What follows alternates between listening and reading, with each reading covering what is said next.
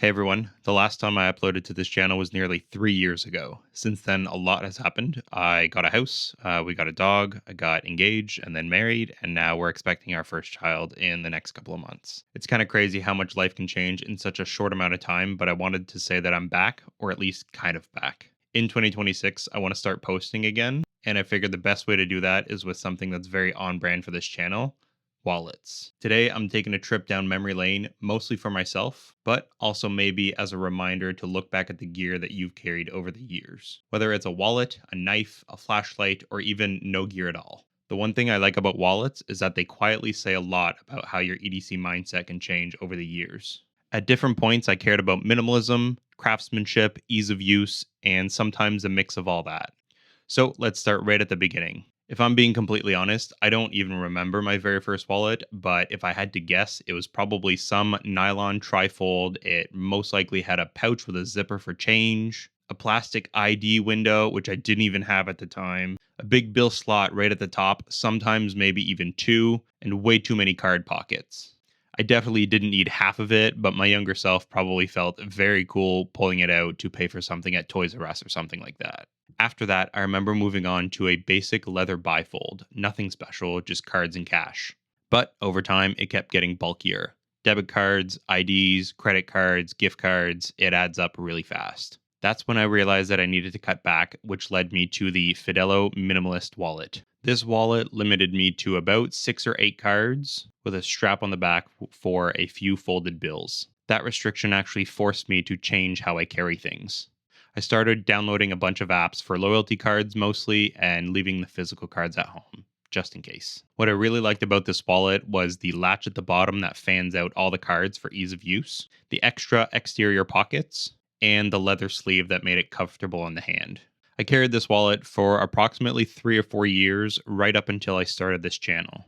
Before that, I didn't think much about wallets. It did the trick, and that was enough for me. In June of 2022, I signed up for a subscription that goes by the name of Bespoke Post, and a couple months later, I received the number 2 wallet by Ezra Arthur.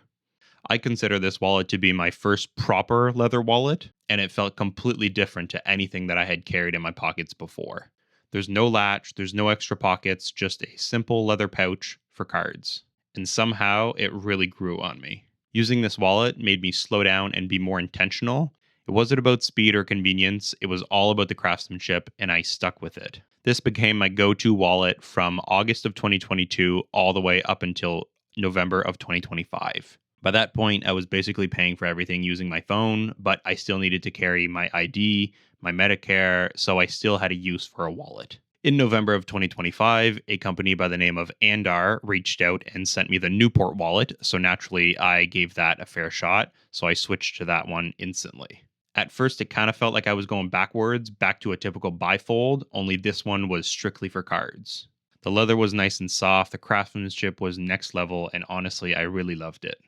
Looking back at the number 2 wallet, after 3 years of use, the leather was getting kind of stretched out, so I had to keep adding more cards for the cards to stay secure. It served me well, but it was time to move on, and the Newport wallet at the time was the perfect replacement. It was a mix of really great craftsmanship, and where it had dedicated card slots, I could choose whether or not I wanted to fill those, so I wasn't forced to carry a set number of cards on my person.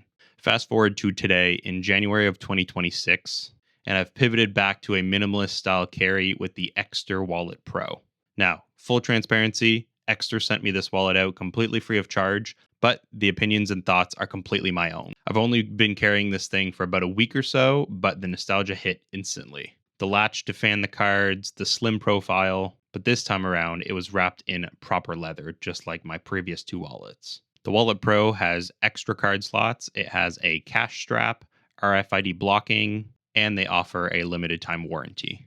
It's honestly quite hard to beat. They also sent me a Finder card, which was completely new to me. I've never had a tracker in my wallet before, but now I don't think I'd go a day without one. It works with Apple's Find My app, and if you're familiar with that, it means it rings when you're nearby, and the battery lasts up to 6 months on a single charge.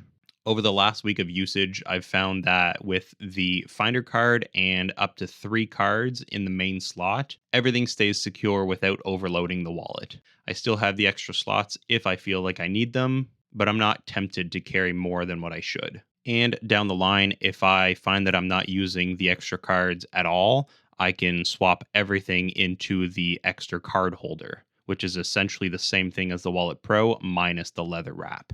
But like I said, for now, I'm going to stick with the Wallet Pro. Looking at my first minimalist wallet and what I carry today, it's funny how similar the two are. And the main difference is that today's is just better. It's hard to explain really the difference between fake leather and real leather, but when you've had a real leather wallet in your pocket before or in your hand, it just feels so different. And really, there's no going back after that. And remember when I said I keep the loyalty cards just in case? Well, funny enough, that Fidelo wallet still lives on. It actually carries all of my loyalty cards, but in my car, just in case I need them. This video was a fun one for me. It's an easy way for me to start the year and get some momentum going in posting again. If you enjoyed this, let me know which wallet you're carrying right now down in the comments below. And if you want deeper reviews on any of the wallets that I covered today, I would be happy to do that. Thank you so much for watching, and I'll see you guys in the next one.